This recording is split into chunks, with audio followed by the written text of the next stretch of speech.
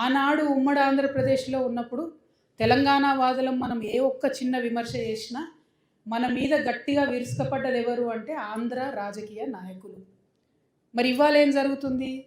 ఇవాళ ఇప్పుడున్నటువంటి ముఖ్యమంత్రి అదే ఆంధ్ర రాజకీయ నాయకుల ఏజెంటు మనకిక్కడ ముఖ్యమంత్రిగా ఉన్నారు.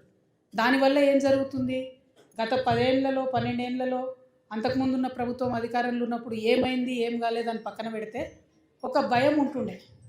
ఒక లైన్ దాటొద్దు, తెలంగాణ వాదాన్ని కించపరిచే విధంగా వ్యవహారం చేయొద్దు అనే ఒక భయం, ఒక కట్టుబాటు ఉండే. ఇప్పుడేం జరిగింది? ఎక్కడ పడితే అక్కడ అడ్డగోలుగా ఆంధ్రోళ్ళ విగ్రహాలు పెట్టుకుంటూ ఎక్కడ పడితే అక్కడ ఎవరు పడితే వాళ్ళు ఇష్టం వచ్చినట్టు మాట్లాడు. అయితే ఆ మాట్లాడడం వెనుక కూడా ఉట్టిగా ఆషామాషిగా జరుగుతలేదు. దాని వెనుక ఒక కుట్ర ఉంది, అది మనం గమనించాం. ఇవాళ తెలంగాణ రాష్ట్ర అవతరణ దినోత్సవం రోజు తెలంగాణ ఉద్యమ ఆకాంక్షల గురించి మాట్లాడాలి, తెలంగాణ అభివృద్ధి గురించి మాట్లాడాలి, అక్కేంద ఆంధ్రోళ్ళ గురించి మాట్లాడుతుందని అందరికి అనుమానం రావచ్చు. కానీ తెలంగాణ ఉద్యమకారుల ఆకాంక్ష, తెలంగాణ ఉద్యమ ఆకాంక్ష మొట్టమొదటి వరుసలో ఏంటిది? మన అస్తిత్వాన్ని కాపాడుకోవడం, మన ప్రాంతాన్ని కాపాడుకోవడం, మన ఐడెంటిటీని కాపాడడం కోసం. ఇవాళ ఏం జరుగుతుంది అక్కడ?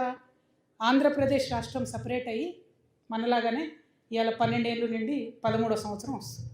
ఈ 13 ఏళ్లలో అంత పెద్ద పెద్ద నాయకులు అన్ని పార్టీల అధికారంలో